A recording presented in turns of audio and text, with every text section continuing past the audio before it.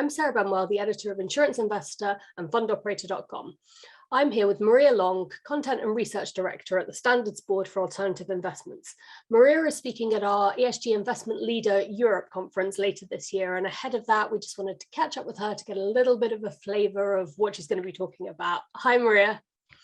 Hi, it's great to be here. Thank you for asking me.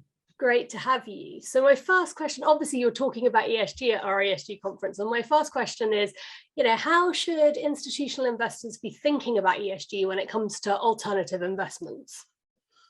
So we've talked about this a lot. We have a large responsible investment working group that has, I think, about 200 people on it now, but a mixture of asset managers and allocators. And it's a question that the asset managers are often asking of the institutional investors, how are you thinking about this? But really where we've come down on it is there's really no one way to think about it. It all very much depends on what your objectives are. So there are some investors, for example, that have committed to net zero targets. So they have to think about it from a climate perspective, from a carbon footprint perspective. There are others who are looking much more on the S of ESG in terms of diversity and other social impacts.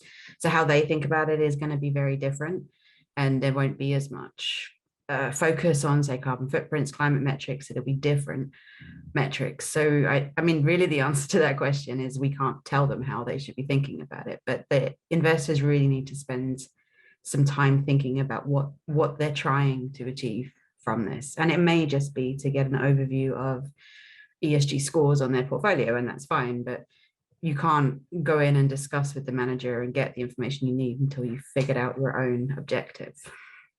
Yeah, that makes perfect sense to me. And obviously, alternative investments is a huge kind of bucket. Are there any specific asset classes within alternative investments that you think are particularly well suited to ESG initiatives? There's a lot of asset classes, I think, where there is a lot of guidance around that there's been regulatory focus on, particularly kind of listed equities or listed corporate debt. When we started our work, one of the things that we really wanted to make sure we were doing was to try and look for the kind of the white space where there isn't actually guidance. So we split into 5 different strategy substreams. So we covered macro, equity long short, insurance-linked strategies, systematic strategies, and credit strategies, because there are nuances to all of these. So I wouldn't necessarily say some are better suited than others, but there's definitely things that need to be thought about. And this is some of what I'll be talking about at the event, kind of what came out of our work in this area, and the different ways you may need to think about it, the different questions that institutional investors might need to ask of asset managers, and kind of trying to promote this understanding that there's never going to be a one-size-fits-all question that you can ask on ESG. It really needs to be tailored to these asset classes. So you'll be able to directly engage more in some asset classes, but you might have to do indirect engagement in other asset classes. You can obviously have exclusions in all asset classes, but are they effective or actually making any impact in all asset classes?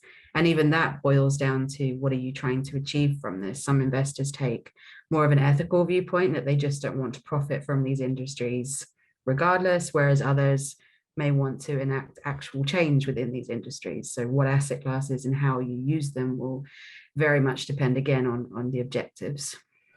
Of course. And, obviously this is such a hot topic at the moment. And, what we're seeing is that an awful lot of institutional investors are trying to move quite quickly on this to keep pace with both what the regulators are asking of them and also kind of on top of the trend and what's happening in the wider world. When people are kind of moving towards ESG or thinking through their ESG strategies, what are some of the risks and pitfalls that they should make sure that they're considering? I mean, I think one of the big risks is probably something I've mentioned in both of the answers to the previous questions as well, is trying to have a one-size-fits-all approach. At the beginning, I think a lot of investors were looking for just ESG scores from vendors, and that's how they were comparing across it. And that does give you an element of information, but depending on what vendor is used, depends on the weightings between ES and G. There's different methodologies. So it doesn't necessarily give you the information you're looking for. So going back to what I said in the first question, I mean, a big risk and pitfall is not figuring out what you're looking for before you ask for information. I think relying too much on DDQs is also can be a risk as well. They're great for baseline information, for understanding what you want to talk to the asset managers about, but having these detailed conversations with asset managers is where you're going to figure out kind of the truth of what's happening. And when I say the truth of it, I don't mean that asset managers are covering things up, just that different asset managers have different approaches to things. I mean, if we look at a good example of this is carbon footprints for short positions. So some managers will net them against long positions, some managers will report them separately. And both ways are fine depending on your objective. So for example, if you're thinking about the risk of carbon, so if the carbon taxes come in, carbon pricing, then netting makes sense. But if you're trying to achieve an actual net zero impact, it's not necessarily the case that your short position is taking carbon out of the atmosphere. But if you don't ask these questions of your asset manager, then you may not understand the data you're getting, and the comparisons may not be entirely accurate. Of course. And this leads me quite nicely to my last question for you today, which is, you've talked a lot about sort of knowing what it is you're trying to achieve and the prep stage of things. How can investors make sure that their ESG strategies are having the effect that they plan? So they've decided what they want to achieve, but how can they make sure that it's working and that they're actually moving the needle on ESG in whatever way they decided? It's a very, very challenging thing to do. And I'm not sure that there is a good, complete answer to this yet. It's something that, we talk a lot about in our responsible investment working group. Asset managers and allocators are both trying to figure this out. And as the regulations come in, so SFDR in Europe with Article 8 and Article 9 funds, this proving an impact is becoming much more of an issue. And it's much easier said than done. I mean, you can invest in a renewable energy company, but does that actually mean that you're helping the creation of renewable energy or moving the needle?